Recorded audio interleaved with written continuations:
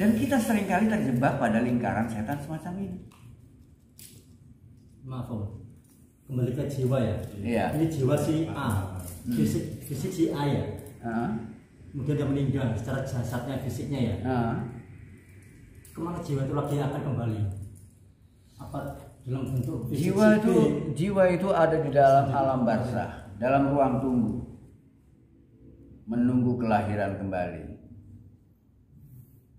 menunggu sampai ada wujud, ada timing yang tepat untuk lahir kembali. Karena untuk lahir kembali ini dia akan bertemu dengan orang-orang yang dulu juga pernah terlibat dalam kehidupannya. Dan kita akan bertemu kembali dengan orang-orang yang pernah kita punya masalah dalam kehidupan sebelumnya. Persoalan-persoalan yang belum selesai dalam kehidupan sebelumnya, itu akan kita dipertemukan dengan persoalan yang sama, agar persoalan itu menjadi lebih baik atau mungkin akan menjadi lebih keruh. Atau yang ini ya, yang biasa saya sih, karena saya nggak paham ya, apa ini yang bisa juga dikatakan sebagai dejavu ya, atau kadang-kadang ada kalanya kita pas duduk gini, kok tahu lu bukan ini, kok tahu ya kondisi kayak gini, tapi kapan, atau sama kayak gitu nggak? Ya. Bisa seperti itu, tapi seringkali peristiwa dejavu itu bukan seperti itu. Peristiwa dejavu itu terjadinya karena pada saat tertentu di mana tubuh kita tertidur, ya, ruh kita keluar, kemudian dia melayang kemana-mana. Ya, ruh kita keluar melayang kemana-mana, itu efeknya pada saat kita tidur adalah mimpi. Kalau memang tubuh kita mampu menyadari dan menangkap gejala tadi, sehingga muncullah mimpi. Kalau tidak ya enggak. Nah, ruh yang keluar dari tubuhnya pada saat tidur, kenapa sampai dia keluar? Itu biasanya pada saat kita bangun, pada saat di siang harinya, kita mungkin melakukan perjalanan, ya, di dalam jalan tadi, kita mungkin melihat tempat-tempat tertentu, ya, tapi karena kita nggak punya kesempatan mampir di tempat itu yang membuat kita penasaran, apa itu tempat? Nah, penasaran itu yang membuat kita lari ke sana.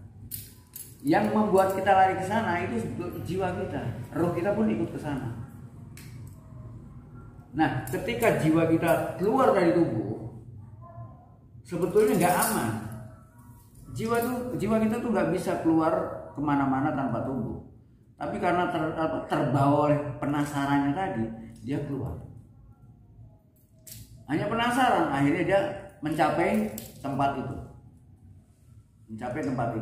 Dan kalau dia tertarik, dia akan berjanji, aku pingin ngajak tubuhku ke sini.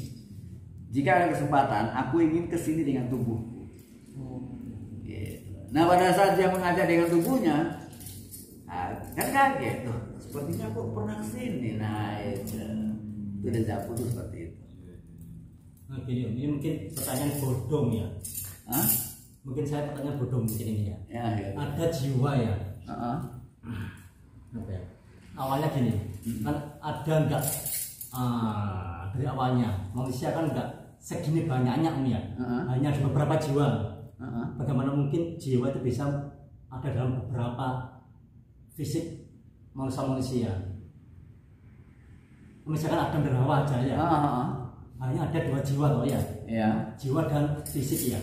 Bagaimana mungkin masuk jiwa meninggal, ada beberapa jiwa yang bisa menguasai jiwa si A, B, C sampai nggak tahu bahwa yang berjiwa itu bukan hanya manusia, binatang pun berjiwa, bahkan pohon pun berjiwa. Mereka juga melakukan evolusi. Kita bisa saja nanti dalam reinkarnasi bisa jadi pohon juga. Berarti tumbuhan, hewan punya jiwa. Makanya dikatakan kalau yang namanya pohon itu sebutannya hayat nabati. Tahu hayat? Ya, hayat itu hidup. Hayat itu kan hidup. Hayat nabati. Kalau hewan namanya hayat hewani, kemudian ada hayat insani. Jadi mereka juga hidup, mereka punya jiwa. Cuman tidak dimintai untuk suatu pertanggungjawaban. Oh iya, yang semuanya akan mengalami. Hanya tingkat kesadaran mereka rendah. Manusia punya tingkat kesadaran yang lebih tinggi. Tapi untuk penghakiman di hari akhir ada. Itu manusia saja. Ada. Atau termasuk semuanya. Kata-kata penghakiman itu nggak ada sebetulnya. Itu hanya istilah agama. Iya, istilah agama. Nah, ketika sampai jadi binatang, ketika sampai menderita segala macam, itu udah wujud daripada buah sampean. Sampean kemudian misalnya sampean sekarang hidup seperti ini. Di kemudian hari mungkin sampean lahir dari seorang pelacur yang sampean di mana jadi anak seorang pelacur yang bapaknya nggak jelas.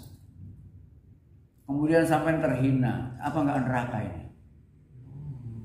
Nah, orang-orang yang dilahirkan jadi anak pelacur segala macam, siapa yang membuat dia? Apakah Tuhan yang memperlakukan dia seperti itu? Nggak adil Tuhan. Berarti itu fase apa? Ya, dari dia merupakan buah dari masa lalunya. Kan neraka buat dia. Kalau sampean lahir dari orang kaya, punya mobil, rumahnya banyak, makanan di mana-mana, apa nggak surga? Jadi surga dalam konteks yang bukan di alam sebenarnya. Alam sebenarnya itu mana? Ya, alam setelah penghakiman ini. Alam penghakiman itu kapan? Kalau kita itu kan baru cerita. Kalau kita menyewa di bahasa di Islam, iya, itu kan baru cerita. Itu baru cerita. Baru cerita. Tapi kalau sampai mengalami kejadiannya tidak seperti itu. Yang menghakimi sampean adalah diri sampean sendiri. Ketika sampean melakukan kesalahan, yang menyesal siapa coba? kita sendiri. Ya itu. Tapi bukankah ada yang menggerakkan? Karena yang menggerakkan kan kalau sampean melakukan kesalahan, yang menggerakkan nafsu sampean sendiri. Ya. Nafsu yang ada kita menjalani takdir ini. Karena ada yang menggerakkan. Tidak, yang menggerakkan adalah nafsu sampean. Bahkan setiap orang itu digerakkan oleh nafsunya, oleh keinginannya. Sampean sembahyang ke masjid itu kan juga karena keinginan kan. Sampean ke sini juga karena keinginan kan. Bahkan kemana-mana sampean digerakkan oleh keinginan. Sampean digerakkan oleh nafsu sampean. Tapi ada campur tangan Tuhan untuk menggerakkan. Tidak ada sama sekali campur tangan Tuhan. Nah, Tuhan kesel ya bolak-balik campur tangan terus. Kok ngapain ngurusi kayak gini-gini? Tuhan nggak ngurusi kayak gitu-gitu lah. Tuhan tinggal kesel itu kan seperti ini. Menikmati gitu. Ngapain leren? Enggak perlu. Tuhan itu bahkan nggak perlu menciptakan apa-apa. Tuhan cuma tinggal ngomong kun, wes berjalan ya. Setelah jiwa merdeka, apa yang diperbuat oleh jiwa yang merdeka tadi? Apakah berhenti sampai situ? Tidak. Para nabi adalah orang-orang yang merdeka jiwanya. Maka tugas dia adalah bagaimana memerdekakan jiwa-jiwa yang lain belum merdeka.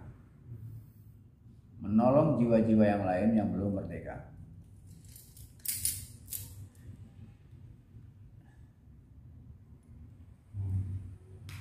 Ini mundur lagi ya, nggak apa-apa ya. Karena saya juga sedikit mundur terus. bingung. Iya, baru mundur. Karena tadi kok nggak ada yang tanya sama saudara. Iya, ya harus. Iya. Kalau semisal jiwa ini mengalami terus reinkarnasi dan seterusnya ya, sampai ketemu ke fase moksa atau kemerdekaan, itu kan masih terus melaksanakan dharma atau karma dan sebagainya ya. Kalau sudah moksa itu namanya dharma. Okay. Dan kelahiran akan tetap terjadi sampai kapanpun juga. maaf ya yang ya, karena saya nggak paham ini.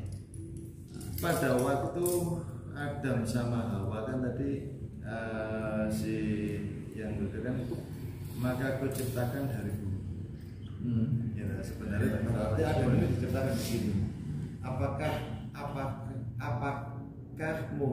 mungkinkah dari Adam dulu pertama itu manusia sudah banyak kayak gini? Adam di sana, Adam di sini, Hawa di sana, atau gitu atau gimana ya? Semua berawal dari satu. Semua berawal dari satu. Dan kemudian yang satu ini mengalir sebagaimana sungai. Ya. Dan sungai itu juga ada yang memecah menjadi 2, 3, 4. Ya. Di antara sungai-sungai tadi ada yang disebut sungai manusia. Mungkin sungai manusia itu baru muncul setelah pertama mungkin sungai-sungai yang disebut dengan yang paling sungai reptil, makhluk-makhluk reptil. Dari makhluk reptil ini muncul berbagai sungai, berbagai spesies. Ya, mungkin spesies manusia itu seperti sungai kembar dengan apa? Dengan spesies orangutan misalnya. Tapi mereka tidak satu apa? Tidak satu terang, tapi satu apa? Berasal dari satu nenek moyang, tapi punya sungainya sendiri-sendiri. Harusnya masing-masing gitu. Iya, punya sungai sendiri. Kita nyebutnya sungai.